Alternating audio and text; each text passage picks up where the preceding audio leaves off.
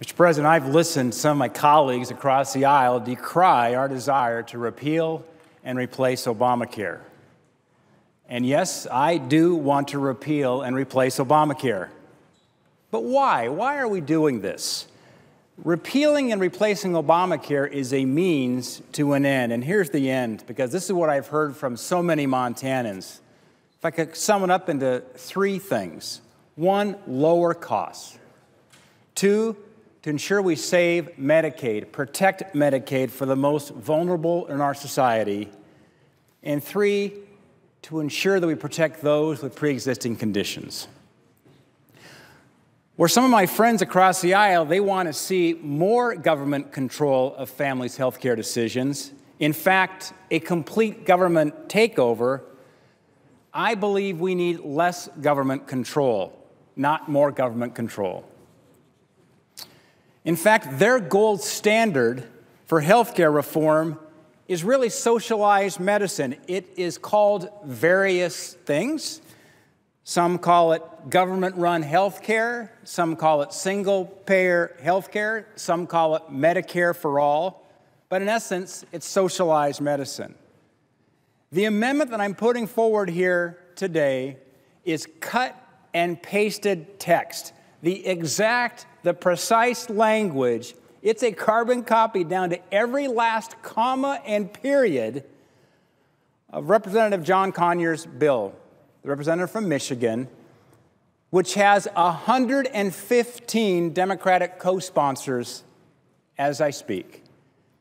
That is an impressive 60% of the Democratic caucus in the U.S. House supports, they have co-sponsored this very bill, this amendment I'm putting on the floor here today. So in addition to the 115 House members, who on the Senate side supports this bill? MoveOn.org has circulated a petition in support of the Conyers bill.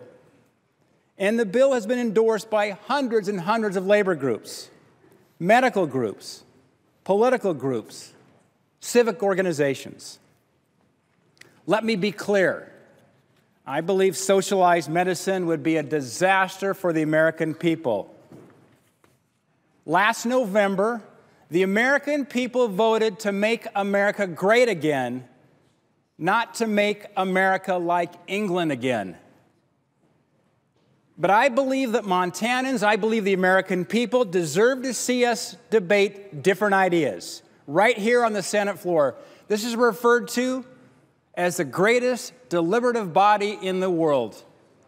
Well, let's deliberate, including the leading idea coming from the other side of the aisle. Would my colleague... That's why I've offered this amendment. For a question. Mr. Chairman.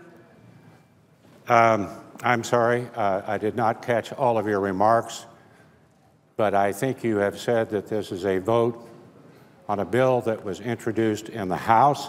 How many co-sponsors are on this bill? Is this a legitimate... Yeah, for those who are watching and observing, it's H.R. 676. There are 115 Democratic co-sponsors on that bill as we speak. So this is a legitimate bill that is up for, not up for consideration now in the House. Is this the Conyers bill? It's the Conyers bill. I didn't write this amendment, this bill I'm introducing. We cut and pasted the precise text, and I'm bringing it over here and offering it today. Is there at least a preamble to this bill, or just an opening, a couple of paragraphs or something that... Mr. Chairman, in preparing this, in reading this bill, for those who want to see the heart and soul, the vision of the Democrats, it can be found in this first paragraph of the bill. In fact, and I read it, it says, the bill establishes the Medicare for All program to provide all individuals residing in the United States free health care. And it goes on to say, a couple paragraphs later, health insurers may not sell health insurance that duplicates the benefits provided under this bill. If that's not a complete takeover of the health care system from the government, then you tell me what is. And that's in the bill. It's in the opening paragraphs on the bill. It's the preamble for it. Well, I think we have a choice here. I think we have a very honest choice. There's been a lot of talk about single payer. There was a lot of talk about it early on in the debate about Obamacare. I recall in observations made by President Obama that this was a first step toward single payer. I understand that, well, I know that the former Secretary of Health and Human Services, Kathleen Sebelius, said the same thing. Obviously, Jonathan Gruber said the same thing, that this Obamacare was the first step toward single payer. All you're doing is just, okay, if that's the goal, bring it to a vote. Thank you, Mr. Chairman, and I agree with you, and that's what we plan to do today. Mr. President, I ask unanimous consent for an additional 6 minutes of debate equally divided between the managers or their designees. Is there objection? Without objection.